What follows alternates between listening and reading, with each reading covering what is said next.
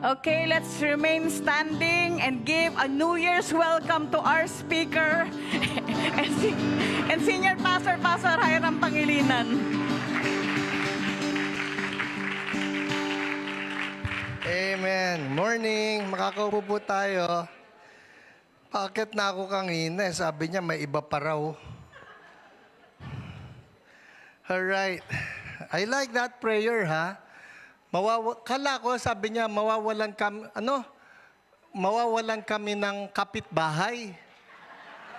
Mawawalan ng kaaway. Okay. Alright. So kung kaaway niyo yung kapitbahay niyo, huwag niyo ipag-pray na mawala sila. Pag-pray niyo na magbati kayo. Bigyan ninyo ng regalo. Sino sa inyo nagbigay ng regalo sa kapitbahay? Oh my goodness, you're not nice neighbors. People, may panahon pa. Kung may mahahagilap kayo sa bahay ninyo na pwede ninyong iabot sa neighbor ninyo, do that, no? Alam niyo, isang napansin ko, kami po kasi palagi, talagang sadya ito na bibili kami, maski na hindi naman gano'ng kamahal. Dito papasok, it's the thought that counts, no? Pero talaga pong meron kami ng mga neighbors, binibigyan talaga namin sila. Ito napansin ko, pagka nagbalik, mas mahal, ha? Hindi sadya yun, okay? Not that we're expecting na dapat may bumalik. Pero ang sarap-sarap lang that we get to be friends. By now, siguro kilala na ninyo si Chewy. Kilala na ninyo si Chewy, yung pusa ng kapitbahay namin. Ewan ko kung nanonood si attorney, no? Pero ang may-ari po kay Chewy ay isang lawyer, so hindi namin alam pa rin yung pangalan niya. So napangalanan ko na siyang attorney Chewy. Pero nakakatuwa dahil nagbigay kami, wala naman kami na-expect, kakatok na lang. Pagkatapos nung kumatok, di tinanong po ni Pastor Finney, sino po yan? Sabi niya ganon, di kumakatok sino po yan? Sabi nung Mrs., ako yung amo ni Chewy. Kita, di ba? Nakakatuwa lang how you get to be friends with them. So use this. It's a special time na pwede natin gamitin just to be friends with people. And who knows, yung bridge na yan, magagamit natin eventually to share the gospel with them. Di ba? Alright, who's ready for the word? Game. Sino sa inyo may bago ng Bible plan for the year? That's good. Kung hindi pa po, bisitahin na ninyo yung inyong mga Bible apps. May kanya yan ng mga plans for the year.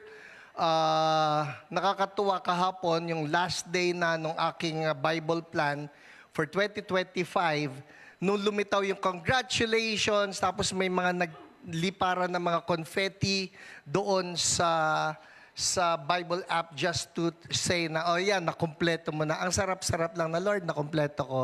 At ngayon po, naka-enroll na ako sa panibago. Alright?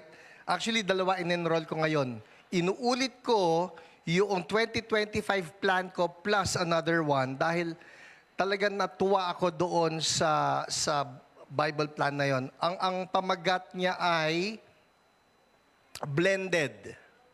Alright? For those of you who are interested, blended, yung isa.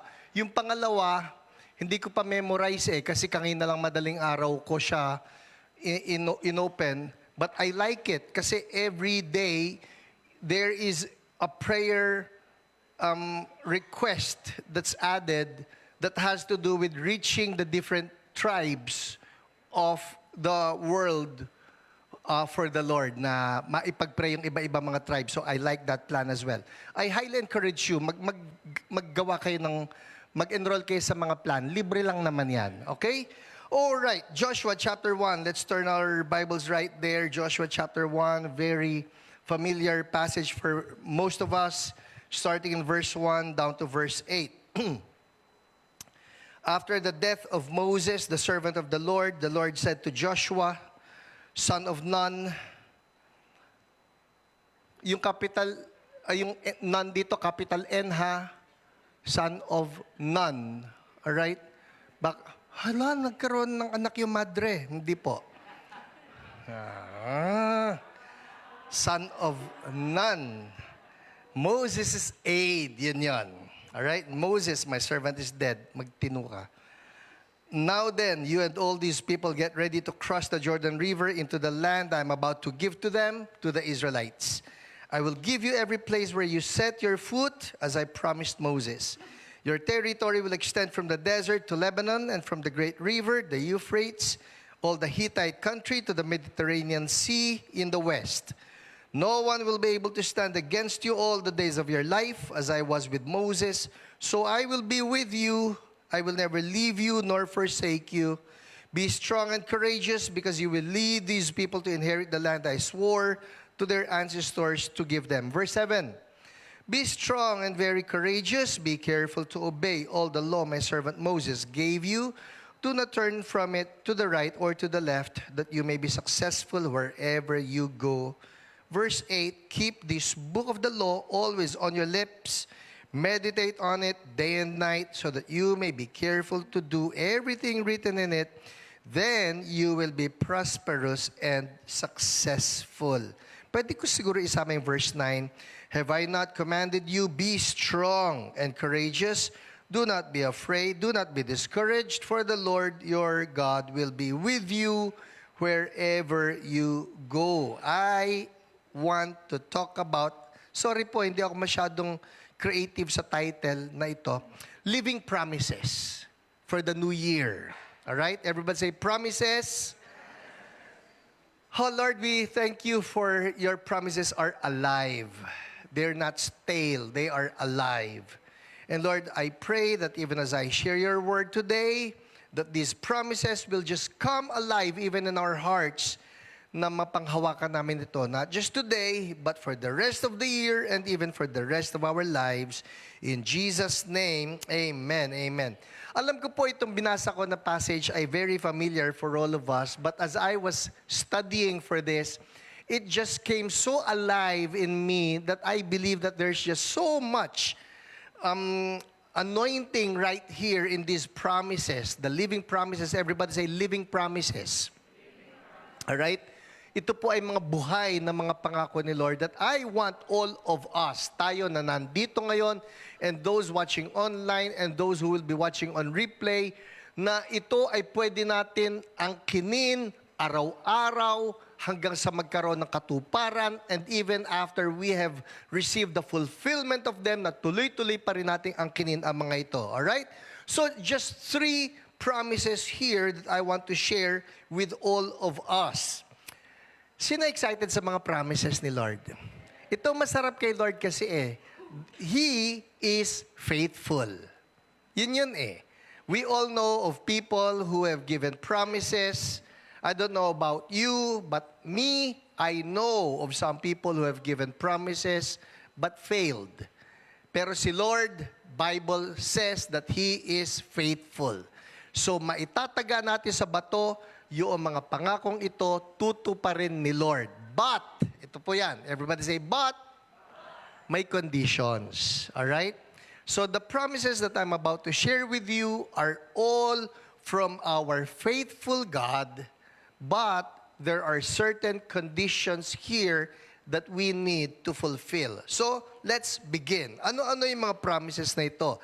I'll start in verse 3.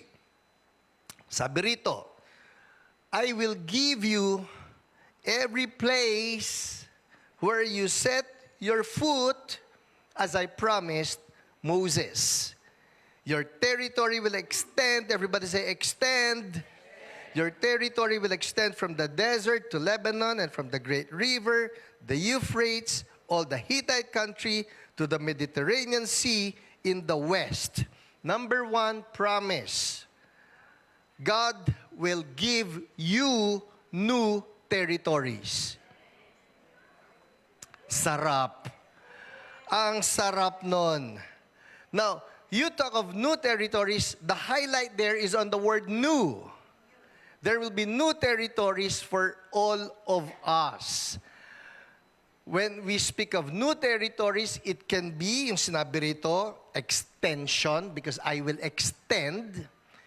It can mean expansion, or it can mean an enlargement. important thing is, it's new. Ito yan.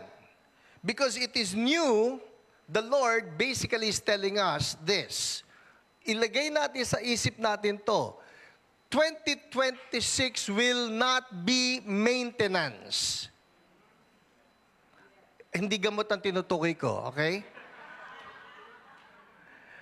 When we say it will not be maintenance, it will not be status quo, it will not be business as usual. May mga gigibain si Lord sa ating mindset. Here's the problem with us, humans, the comfort zone. Marami na tayo na nakasanayan, 2025 and probably 2024, all in the past. Pero ito sinabi ni Lord kay Joshua, Joshua, Moses is dead. Now, when we speak of Moses, that's the past. And usually when we have settled down in the past, okay na ako dun eh. Gumagana naman yun eh. Maayos naman yun eh. Buhay naman ako dun eh. Nakakakain naman ako doon eh. Payapa na ako doon. But the Lord will tell us, no, I am about to give you new territories. I'm about to give you an enlargement. I'm about to give you an extension. Ito po ngayon yan. Because we are speaking here of an enlargement, because we're speaking here of an expansion, then this speaks of moving out of our comfort zones. So ngayon pa lang, ihanda na ninyo ang inyong sarili dahil yung nakasanayan na okay na ako dito, hindi po pwedeng ganon. Who wants the new territories from the Lord? Gusto natin yun eh. Pero ito yan eh. Papaano kung sinasabi, Lord, I'm going to give, for example, God wants to give you a better health. Who wants that? Better health. Better body. Oh, may mga nag-gym na dyan. May mga nag-enroll na sa gym. Oh. Di ba? Ito ang plano ko. Ganyan. Ay, ako gusto ko yan. Better body, better health, better. Pero ito yun eh. You cannot have that without getting out of your comfort zones. Ano na lang yung point number 2, Pastor? Hindi ko puputulin ito. There are better things that God has in store for us. He wants to give us the enlargement. He wants to give us the new things, but we need to move with Him. Ito po, may mga sinulat ako rito ha. For me, actually, habang ginagawa ko ito, I felt that there was some rebuke from the Lord na I promised you new territories. You did not walk on it. I'm talking of myself. Nakikinig ako kay Lord. Lord, sorry po. Hindi ako nakisabay. God wanted to do something in my life. Hindi ako nakisabay. So here, for example, me. Sabihin niyo lahat, you. Okay, ako to. New books. Pastor, tagal ko na nga narinig yan. Exactly. And God wants an enlargement. The question would be, nakasabay ba ako? Did I get out of the comfort zone? For CSB, new outreaches. Huy talaga, maayos yun. Papaano? Kinakailangan makasabay tayo. New churches. How about this? New souls for the Lord. Na maakay natin sa Kanya. Sadali, paano gagawin yan? Hindi po na ipapanalo ang mga tao papunta kay Jesus kung walang nag-share ng gospel. Kalabitin mo nga nasa kabila. Kalabitin mo. Parang tayo yun na. Sabihan, parang tayo yun na. Alright, for the youth. New schools to be won for Jesus. Paano yan? You need to get out of your comfort zones. Okay na ako eh. Exactly. That's the problem. Pagka pumasok sa isip natin yung okay na ako, hindi na tayo aalis. hindi na tayo lalabas. So we cannot really be serious about the new territories that God is telling us, I'm giving it to you. I'm giving it to you. Ito pa, may mga sinulat pa ako rito. How about new strategies? Paano pag nagbigay si Lord ng mga new strategies, are we going to keep in step with the Holy Spirit? Now, for all of us, how about this? Let's be praying for this. Lord, may we see new healings. Kasi, may nagtanong sa akin, Pastor, ano yung mga healing na nakita na ninyo? Ako po, honestly, I think, I have seen most of them na nangyari na. I've seen healing for deafness, for blindness, for migraine, for headache, for heart disease, for prostate problems, for knee, cartilage, for arthritis, etc., for gout, etc. Pero ito yun eh. Ay, nakita ko na yan. Papaano ko meron pang gagawin si Lord na iba? New healings, new miracles. How about this? For our people, new business opportunities. Pwede ba yun, Pastor? Hindi natin malalaman until we get out of our comfort zones. New connections. Ito, new friends. Who wants to have new friends? Not to say, iwanan mo na yung old friends mo, right? But what if God is enlarging our territory in such a way that He will be bringing in new people our way who will help us in our journey with the Lord? All right? New projects. Oh, I wrote this. New properties. Lord, penge. Penge. Because our God owns everything. What if He says, all right, CSB, I see you, nakikisabay na kayo sa akin. For all you know, baka tayo lang hindi nakakasabay kay Lord eh. And so the Lord will remind us, you know what, I will give you every place where you set your foot, as I promised Moses. How about this? New places, nilagay ko rito, new countries to see. Ako, Pastor, ang pinakamalayo kong napuntahan, Pampanga. Mangyayari yan kung mangyayari. Ito po eh. Alright, I mentioned to you, the promises of God are all there for us, but many of the promises of God are all conditional. Everybody say conditional. Dito, kay Joshua, the promise was, Joshua, I will give you every place. I will give you every place. Now, those would be the new territories, pero there's the condition. What's the condition? Every place where you set your foot. So, hindi po pwede mapasa kanya yung promise kung hindi siya humahakbang. Everybody say steps. Yun ang dapat natin ma-determine. Lord, what are the steps that you want me to take? Now, understand, ito pong steps na ito are not just from you. Nanggagaling yung steps na ito kay Lord. And you will be surprised. Pagka si Lord ang nagbigay ng steps, ang dali, ang gaan. Ibang-iba. Alam mo pagka ipinipilit mo ang isang bagay at alam mo rin pagka si Lord ang gumagawa ng paraan.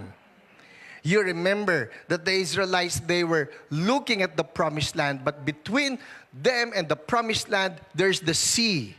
Lord, ang laking problema nito. Paano ito? Sabi Lord, easy. Hatiin ko yung dagat. And the Lord can do that. Ang importante lang, we keep in step with Him. I'll show you an example, the best example here, for waiting on the Lord. Lord, ano ba ang plano? Ano ang strategy? Everybody say strategy. Hindi po tragedy, ha? Okay? Iba yon. Yung strategy sa atin nanggagaling yon. Yung strategy galing yan kay Lord. Alright? Look at this. Mark chapter 1, verses 35 to 38. This is our Lord Jesus. He is our perfect example. Sabi rito, very early in the morning, Sino rito early morning person? Early morning person? Di ba ang sarap-sarap lang that you get to enjoy that time with the Lord? Walang mga istorbo. Alright? Very early in the morning, while it was still dark, Jesus got up. Crucial yon. Everybody say, Jesus got up. Kasi ako, pastor, early morning person. Pagkatapos nun, edi nasa kama pa rin ako. Pagkatapos nun, edi naghilik uli ako. Si Jesus po hindi. So very early in the morning, while it was still dark, Jesus did not stay in bed. Alright? He got up. Ano ibig sabihin nun? Ginising talaga niya yung kanyang diwa, ginising niya yung kanyang katawan, left the house and went off to what? A solitary place. Where what? He prayed. Oh, sarap ng January 1. Sarap ng January 1. Sino masaya January 1? Pwede na uli kayo mag-pray. Nene, para lang kasi naman, pastor, laging palpak. Ito na po, let's start anew. Mamaya nga, pagkatapos ito, plano ko pumunta pa ng National Bookstore. Maniniwala ba kayo? Hanggang ngayon, gumagamit ako ng planner. Kaya kunyari, pastor, libre ba kayo ng ganitong araw? Libre ba kayo ng ganyan-ganyan? Tapos sasabihin ko, titinan ko muna yung calendar ko.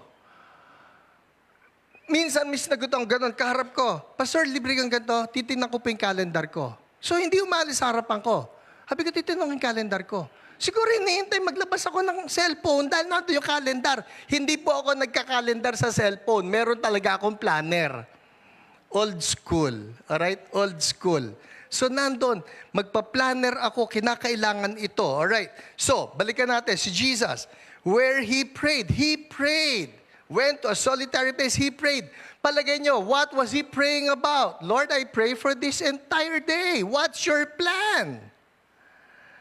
Ang mahirap sa atin, kung ano lang yung pumasok sa isip natin without necessarily asking God for the directions for the day. Okay naman na meron tayong routine. Pero paano kung may gusto si Lord na isingit doon sa routine natin o paano kung gusto ni Lord i-override yung ating routine for the day? Are you getting this? Minsan may mga ganun si Lord na pagka nasunod mo, nandun yung blessing. So, andar tayo. So, si Lord umalis, went off to a solitary place. He prayed. He had his intimacy with the Father. Now, Simon and his companions went to look for him. Hanap siya. Mabuti na lang umalis si Jesus. Went off to a solitary place para siya ay makarinig mula kay Lord, mula kay Father. And when they found him, look at this they exclaimed, "Everyone is looking for you." So what does that mean? That means that that particular town where they got to minister at really loved Jesus. Tuwan-tuwa sila, huy, grabe. Ang tindi naman ng speaker natin. Gustong-gusto natin si Jesus. Let him stay here. Pagka tayo po pinagana lang natin dito yung ating isip, yung ating human rational, yung ating reasoning, okay na tayo rito Masaya na tayo rito Tanggap naman tayo rito Welcome na welcome tayo rito Everyone is looking for you, Jesus. But Jesus replied, look at this. Jesus replied, what? Let us go somewhere else, to the nearby villages, so I can preach there also. That is why I have come. What's the whole point here? The whole point is this. May direction si Lord. So ito na yung condition. Who wants the new territories? The new territories, all right? Iba-iba yan, It can be a geographical territory. It can be a business territory. It can mean many other things. It can mean relational territories na palalawakin ni Lord. There's an expansion. There's an enlargement. But the Lord will tell us, here's the condition. Get direction from the Lord.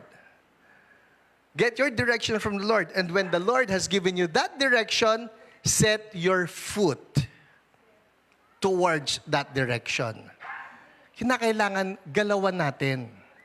Hindi po mangyayari yung revival na sinasabi natin nang hindi tayo nakikisabay kay Lord. Amen?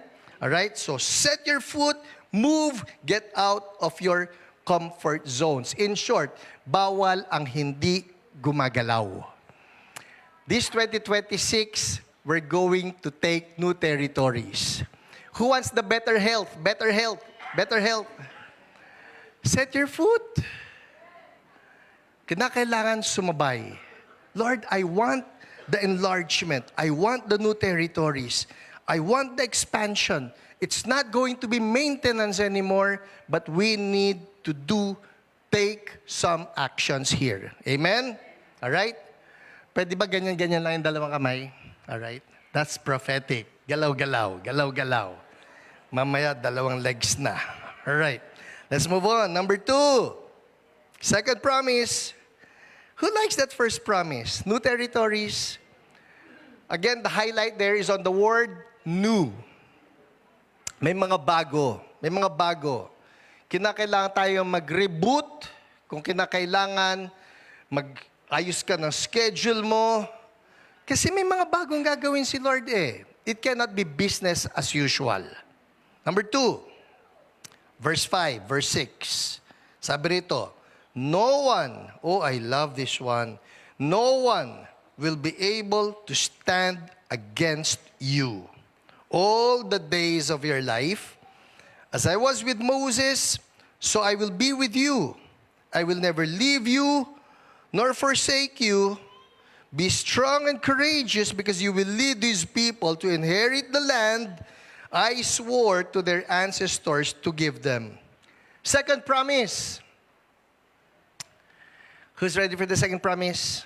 Oh, I love this one. No one can stand up against you. Now, it does not say no one will stand up against you because there will be opposition. Understand, God wants to bless us. Tell the person next to you, God wants to bless you. Ito pa, mas basic. God really loves you. Really, really, really loves you. Sino sa inyo naniniwala ron? Sobra pong love tayo ni Lord. Sobra tayong love ni Lord. I'm telling you. Preparing for this, so I was conditioning my spirit, and I was just worshiping the Lord, and I just felt the Lord assuring me and reassuring me, ay naku Hiram, love na love kita. Iyak na lang ako ng iyak.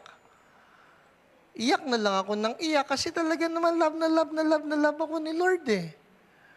Yun nga lang, ang problema, kung minsan love na love tayo ni Lord, tayo naman hindi natin love si Lord. O hindi natin siya ma-reciprocate ng love niya. But He is telling us, I love you so much. And you know what's so good about the love of God is that it is not something theoretical, but it is something that's really tangible. Na, if you need proof for it, the verse has always been God demonstrated His love towards us in that while we were yet sinners, Christ died for us. I mean, you cannot even argue about that. Love tayo ni Lord. If He did not spare His own Son but gave Him up for us all, He did not spare His own Son, gave Him up for us all. The next line would be, what else will He withhold from us? If God gave up His one and only Son, meron pa ba siyang hindi pwedeng ibigay? Parang ganito lang yan eh. Kunyari po ako billionaire. Hindi ako contractor, okay? Pero kunyari lang ako billionaire. At nakita ko kayong lahat. At sabi ko, 1 billion divided by 1,000 is what? 1 million. Eh, ilan ba kayo ngayon? 200. Kunyari, 200. Kayong nandyan, mga 7,000. Eh, maski yung 200 na yan, i-divide mo, yung 1 billion, my goodness, I can give 1 million pesos to each one of you. Ang dami pang tira sa akin eh. Di ba? Di ba? Oh, eto ngayon yan. Okay? Kung kaya ko magbigay ng tigwa 1 million bawat isa sa inyo, bigyan ng... Okay, eto binigyan ko na kayo ng tigwa 1 million pesos. Pagkatapos sabi, Pastor, bigyan mo naman ng jacket. Bawat isa. Tapos sasabihin ko, sobra na, binigyan na nga ng 1 million, may pa-jacket pa. But the argument there is this: if God did not spare His one and only Son, but gave Him up for us all, what else will He withhold? Eh, binigay na nga yung pinakamahalaga sa Kanya. Eh, ano pang hindi niya ibibigay sa'yo? Ano yung hinihingi mo? Lord, gusto ko lang naman mawala yung arthritis ko. Hoy, sobra ka na ha? Binigay ko na nga si Jesus, arthritis, aalisin ko pa. Diyan lang yan. Hindi! Hindi gano'n si Lord. Habi mo yung katabi mo, mabait si Lord sa'yo. Love ka ni Lord. Alright, so, ito yan let's establish this. God loves each one of us. Alright? Unconditionally. 2026, ilagay mo ito sa isip mo, God loves you. And because God loves you, itong tandaan natin, you can give without loving, but you cannot love without... Uy, di ba? Meron ba sa inyo nagamit yan sa panliligaw na? Pero that's exactly what love is. Love will always give. Tama? Love will always give. John 3:16, for God so loved the world that He gave. Eto na, 2026, establish this. God loves you. Sabi natin, God loves me. Eto pangalawa, God wants to bless me. Gusto ba kayo i-bless ni Lord? Seryoso? Paano ko dumating yung mga bagyo-bagyo, mga problema, may nangyayari sa bahay ninyo, may nangyayari sa buhay nyo, may nangyayari sa negosyo ninyo, galit sa akin si Lord, Totoo ba yon? Hindi. Establish that. Tandaan nyo yung sermon ngayon, January 1, 2026. Sabi ni Pastor, love daw ako ni Lord Hindi lang ako nagsabi nun, Bible nagsabi nun. Ito pa yan, dahil love ka ni Lord, gusto ka niyang i-bless. Tama? Pero ito po yung pangatlo Love ka ni Lord, gusto ka niyang i-bless, pero ito yung pangatlo May gustong mangnakaw ng blessing mo. Which is exactly why God tells Joshua, Joshua, I will give you every place where you will set your foot on. Lahat ng pasukin mo, basta yan pinasok mo. Ang importante, humahakbang Alright? Ang importante, humahakbang. You cannot get that new territory, you cannot get that new promise, you cannot get that new business, you cannot get that expansion, that enlargement, unless you take steps. Ito na ngayon. You set your foot on, but guess what?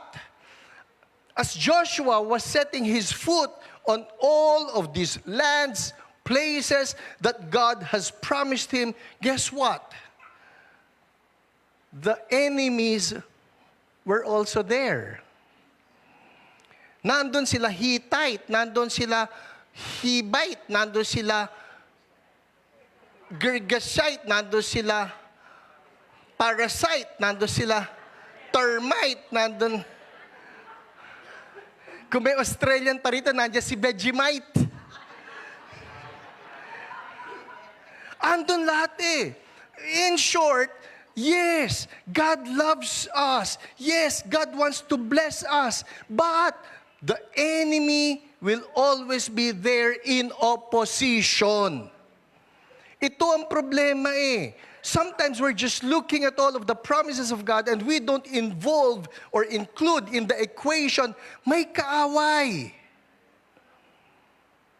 So pagka lumitaw na ngayon, ay may kaaway, ayawan na.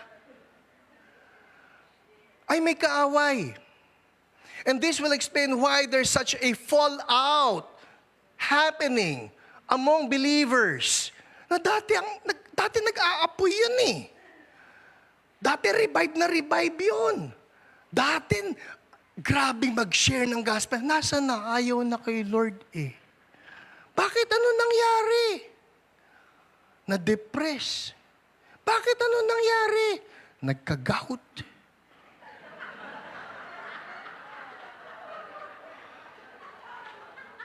Ano ngayon nung nagka-gout? Hindi maitapak yung paa. Ano ngayon kung di maitapak yung paa? Ayun, nagtatampo kay Lord kasi sabi, CSB Healing Ministry, hindi naman naalis yung gout. So, ayawan na. Are you getting this? The problem has to do with if we remove in the equation, there will be enemies. We forget that there are two major players in the Christian journey. Two major players. There is God who is good, but there's the devil who is bad. And always we get to blame God even for the bad things. Hindi gumaling yung nanay ko eh. Hindi naman umasenso yung negosyo eh. Sabi ni Pastor, may enlargement. Ang nangyari sa akin, enlargement of the heart eh.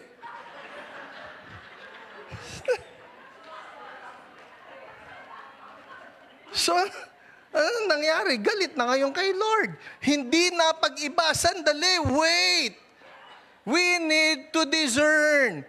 If it is good, then it's God. If it is bad, then it's the devil. Ganun lang eh. Sa halip na i-rebuke ang demonyo, si Lord ang pinagtampuhan. Huwag tayo magtatampo kay Lord, mabait si Lord. We can cry before God. We can ask the Lord questions. But to put the blame on Him for something that He did not do, it's not right. Babalik lang naman tayo sa basic verse ng John 10:10 that the thief has come to steal, kill, and destroy. That's the thief. Everybody say, the thief. Meron pong magnanakaw at yan yung demonyo. Pero ito yung good news. Everybody say, good news. Ano yung good news? Verse 5. No one will be able to stand against you all the days of your life. And that's the second promise, people. Again, I'm saying, hindi ko sinasabi na walang bakbakan ngayong 2026. Meron. Pero walang mananaig sa'yo. Pastor, binugbog ako ng todo noong 2025 eh. Sabi ko nga sa atin, may bakbakan. But that is not to say that in the end, you lost. No, you did not lose. Paborito ko talaga rito na illustration si Pando. Si FPJ. Nakatikim ka lang ng mga tugtugtugtug ng kaaway. Pero sa dulo, ikaw pa rin yung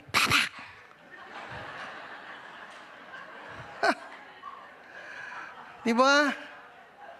Maski ano pa, ha? Then, hindi pwede mamatay si FPJ. Walang ganun. Maski lumitaw pa si Max Alvarado, tsaka si Joaquin Pajardo, tsaka si Paquito Diaz, tsaka si Romy Diaz. Pagsamasamahin pa ninyo lahat ng mga yan. Isama pa ninyo yung mga kalaban ni Pando. Si Panday. Pati mga tikbalang na yan at lang. Sabihin ng katabi mo, panalo tayo kay Jesus. Ito lang yan, people. Walang ayawan. Bakit? Because no one will be able to stand against you. Now, remember, you read the book of Joshua. Uy, sadali, may naalala ko nung Sunday, may nagtaas ng kamay at nagsabi, ako ay nangangako, babasahin ko ang buong book of Joshua. Sino rito gumawa ng assignment?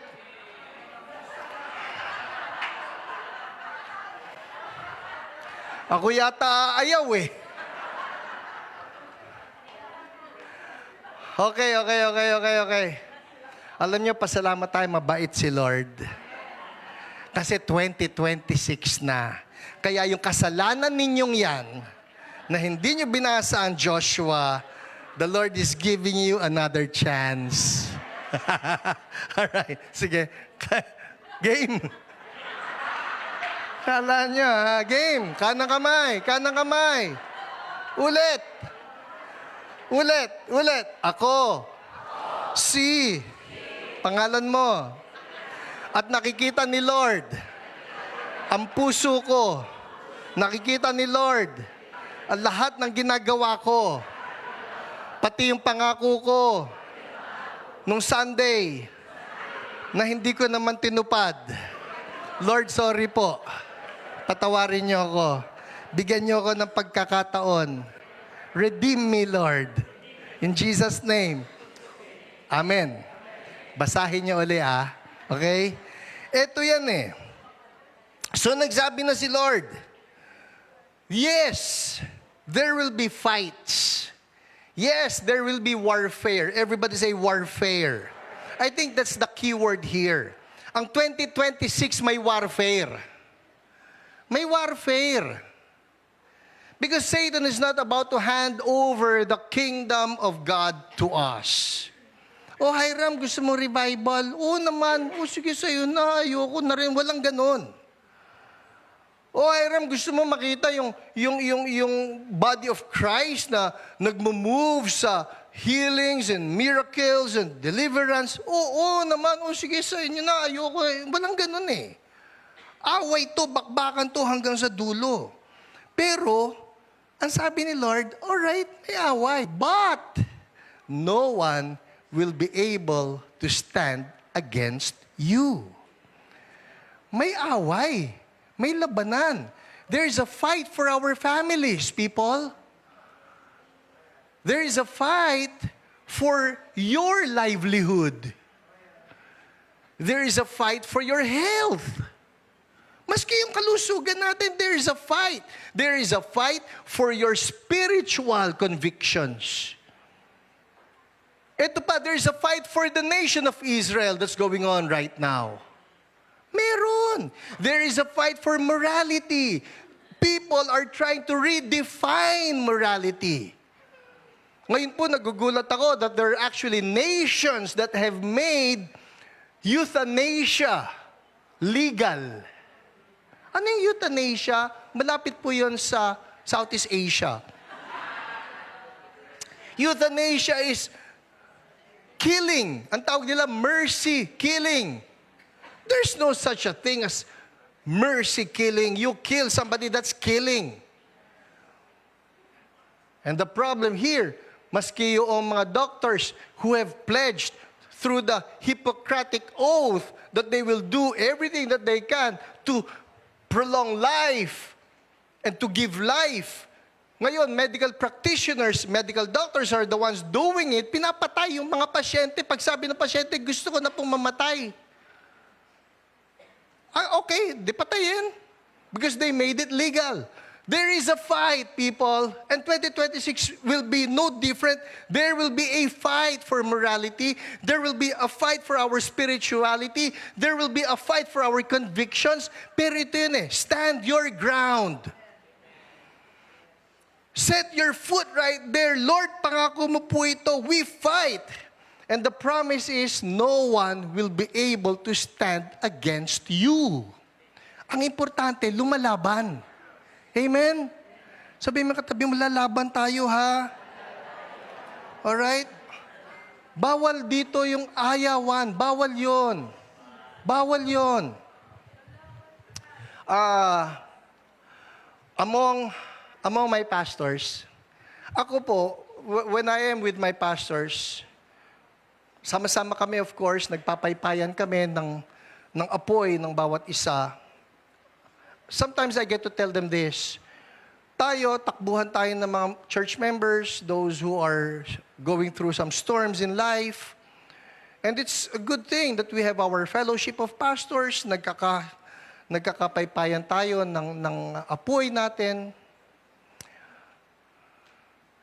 But we will always be, supposed to be, sources of strength for our people. Each one of us, kami ng mga pastors. But what many do not see would be our own personal struggles. Pag tumayo ako rito, ano kaya yung sermon ni Pastor? Sana ma-encourage ako, sana ma-bless ako, sana ma-stir up yung faith ko. Pero, they don't know. Alam mo yun? I go running home when I fall down. They don't know who picks me up when no one is around. I drop my sword, cry for just a while. Deep inside this armor, warrior is a child. I'm still a child. Pare-pareho lang naman tayo eh. Pero, ang importante, Lord, I'm in my armor, I'm hiding behind you, I'm going to take this fight, walang ayawan, because the promise of the Lord, sa the end, panalo pa rin tayo. Amen? Hallelujah! Palakpakan natin si Lord. Thank you, God. Dito may naalala akong isang kwento. Minsan nagkaroon ng youth camp. Yung atin pong youth, back then, we got displaced somewhere in Bataan. Hindi ko napapangalanan yung hardin ni Lola. Pero somewhere there, na nakakagulat po dahil mga kabataan natin na sabay-sabay, hindi naman lahat, pero sabihin mo, 3, sabay-sabay, sinasapian. At hindi natin kilala yung mga kabataan, matitino ito eh. Sabi ko, hoy, matino ito ah. Paano sasapian to? Hoy, matino ito.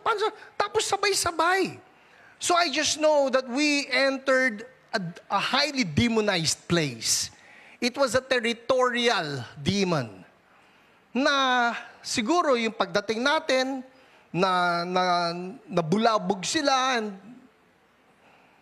got to demonize some of our young people. Anyways, nung nandun po ako, tinawagan ng Pastor, punta po kayo rito. Meron ibang gawain, so I was not yet there, but they were calling me up and the leadership was frantic and calling me up. Pastor, punta po kayo rito. Naku, sabi ko, meron pa kasi ako ibang engagement. Hindi bale, sabi ko, bukas na bukas, morning, punta na ako dyan. So in short, dumating po ako at nandun, kaharap ko yung isa sa mga kabataan who was demonized, manifesting and mocking and shouting. Sa pangalan ni Jesus, sabi ko, I burn you with the fire of God. Nasusunog ka dyan. Ginaganyan lang ako. I pierce you with the sword of the Lord. Walang magagawa yan. Ganyan. And then one of the young people, si Makmak, anak po ito ni Pastor Manny, Ate Laila. Si Makmak, bumulong sa akin. Pastor, sabi niya, nakikita ko po yung demonyo doon sa loob nung tumatawa na yan. Sabi ko talaga, Pastor, sugat-sugat na siya. Sugat-sugat siya. Konti na lang, bibigay na yan. Sabi ko, talaga? Oh, Pastor, hirap na hirap eh. Pero tingnan ninyo ha, wala kang magagawa. Mocking, laughing at me, sounding like it still had the upper hand. Kala mo nananalo, pero ang tunay, sugat-sugat na, hirap na, malapit na pong bumigay yan. And sure enough, after some more commands, the demon came out of that young person. Now, that reminds me, kung minsan ganun ang linyahan ng demonyo sa atin eh. Wala na, talo ka na. Wala na, sira na yung pamilya mo. Wala na, bagsak na yung negosyo mo. Wala na, mamamatay ka na. Ayan, paparating na yung huling bulate na pipirma. And we hear all of these words. And we're thinking, ayoko na, hindi na kaya. No, the promise is, no one will be able to stand against you. Hallelujah! Stand your ground. Stand your ground. Ano yung sabi ni Lord? Be strong and courageous. Sabi mga katabi mo, be strong and courageous. Somebody is hearing this word right now, and this is for you. Baka pumasok ka ng 2026, barely making it. Baka pumasok ng 2026, not really expecting anything anymore. And I'm here to tell you, be expectant once again. God is putting in new hope in your spirit. Meron siyang plano sa'yo. Stand your ground, be strong and courageous. Amen? CSB, may plano si Lord sa'yo. Alright, nakakadalawa na tayong living promises. What's number 1? God will give you new territories. Everybody say new. Alright, number 2, no one can stand up against you. No one. May bakbakan, pero tuloy ang laban. Number 3, third promise, verse 7. Be strong and very courageous. Napansin ba ninyo? Paulit-ulit to ha. Be strong and courageous, Joshua. Okay, Lord. Kasasabi lang ng linyang yon. Be strong and very courageous, Joshua. Okay, Lord. Verse 9 uli eh. Have I not commanded you? Be strong and courageous. Lord, paulit-ulit, Sometimes, it cannot be overemphasized. Be strong and courageous. Verse 7. Be careful to obey all the law my servant Moses gave you. Do not turn from it to the right or to the left, that you may be successful wherever you go. Verse 8. Keep this book of the law always on your lips. Meditate on it day and night. Kaya sinasabi ko, mag-enroll na kayo sa inyong mga Bible apps ng plan for the year. Keep this book of the law always on your lips. Meditate on it day and night, so that, what? You may be careful to do. Everybody say, do. Alright? Ganito po the Jewish understanding of meditating is not just us reading yung 2-minute devotion ng daily bread. Hindi ganon ang Jewish understanding. The Jewish understanding of meditation is this. It is a core aspect that the meditation will include muttering, speaking, or pondering aloud.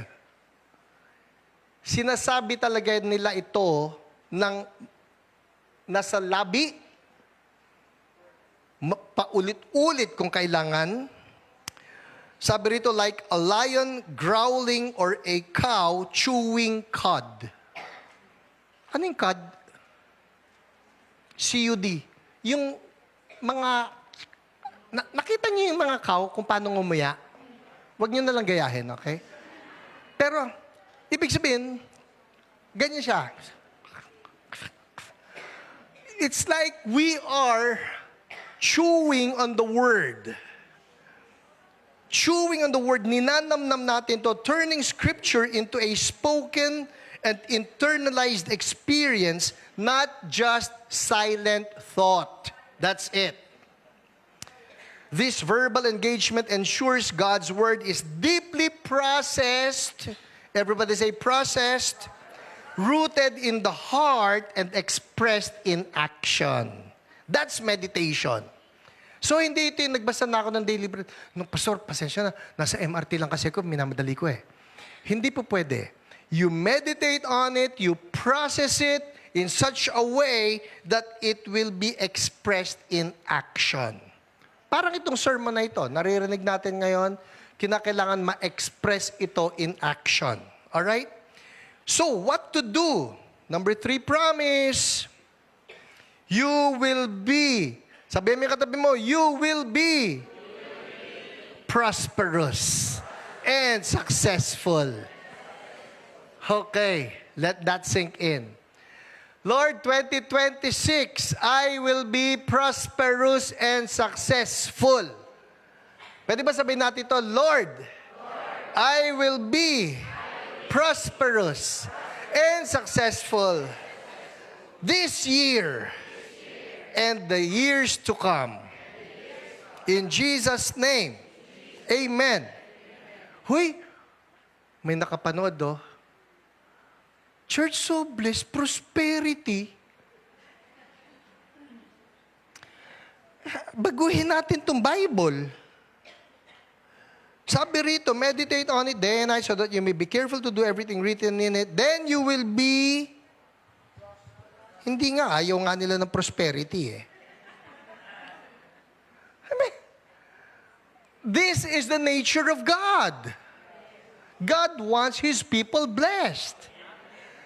Pagka tayo may nakita na fellow believer, tapos binati natin, huy, kumusta na? Tapos maghiwalay kayo, anong karaniwan nating linya? Oh, God bless you, ha?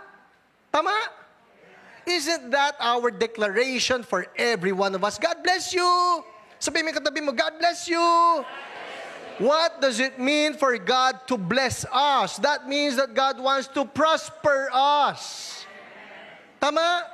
For I know the plans I have for you, plans to prosper you, not to harm you, plans to give you hope in the future. I really wonder why so many Christians, I'm not talking of the unbelievers here, I wonder why so many Christians are so against prosperity.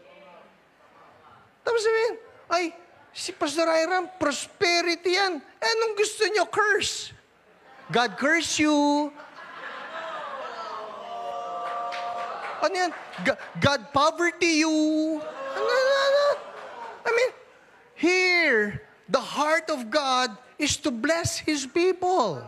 So you meditate on His word day and night so that you may prosper. So that you may be successful. 2026, everybody say, I will prosper. I will be successful. All right. Eto yan. Understand. We're not going to be prosperous. We're not going to be successful apart from God. Ako, magpo-prosper ako. Basta maghahanap lang ako ng kakontrata ko. Hanap lang ako koneksyon. Total naman, nakakulong na yung iba. Ako na lang ang papalit. Hindi. Baka may nag-iisip sa inyo. I rebuke you. Pero ito po yan, people. Alright. Let's go back. God wants us to prosper. God wants us to be successful. Tama? What's the condition? Do not let this book of the law depart from your mouth, but meditate on it day and night. In short, even the promise of success and even the promise of prosperity is hinged on us holding on to the promises of God that we will find as we meditate on His Word. Nakadikit pa rin sa Word eh. Because the Word, when it is quickened by the Holy Spirit, it gives inspiration. Magugulat ka na lang, Lord, ang ganda naman ito. And then you follow that Word.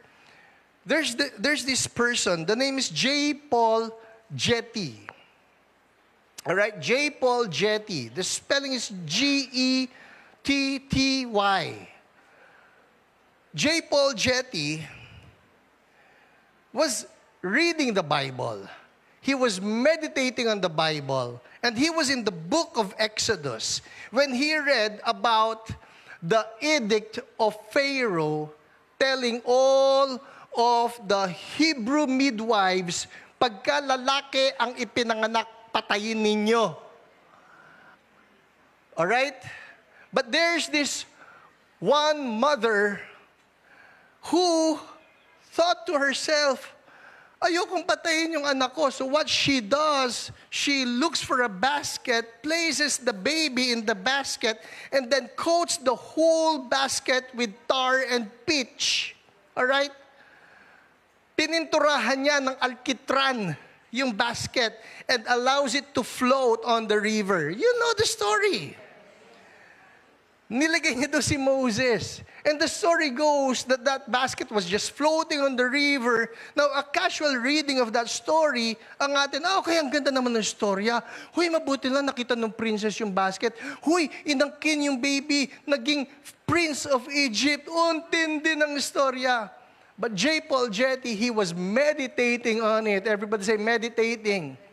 What does it mean to meditate? It means that you're allowing it to linger in your mind. Linger in your mind. Lord, ano yung lesson mo para sa akin dito? And this is what he received from God. Kung merong tar and pitch, kung merong alkitran na naipang pintura doon sa basket, alkitran is a byproduct of oil. There must be oil. There must be oil in that region.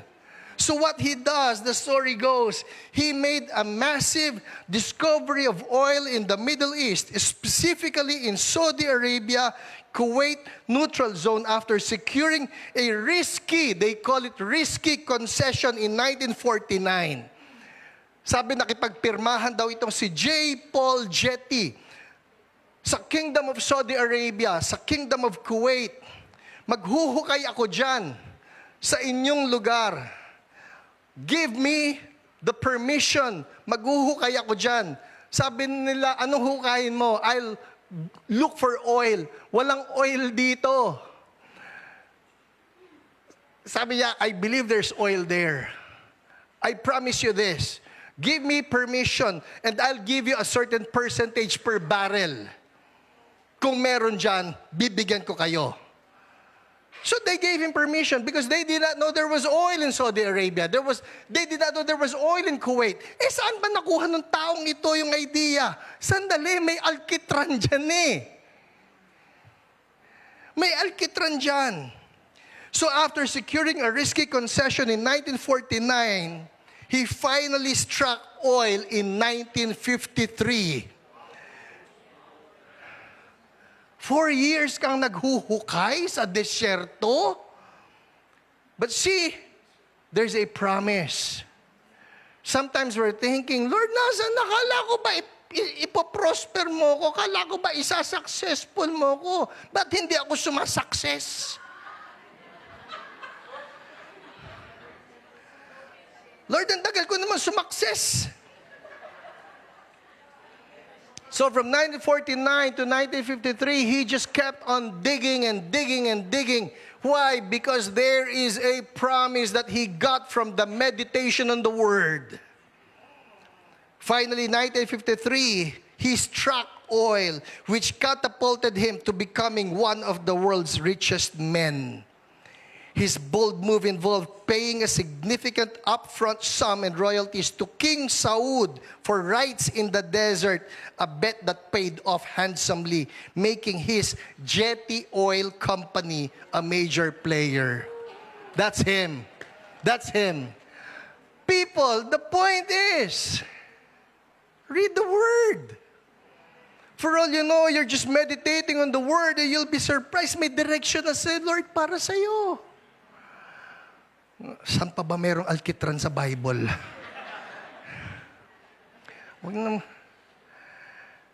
There are directions for life. There are directions on how we can find joy. There are directions on how we can find peace. There are directions on how we can be successful in this life. The important thing is we hold on to the promises of God. 2026, let's believe that God will prosper us and cause us to be successful. Amen?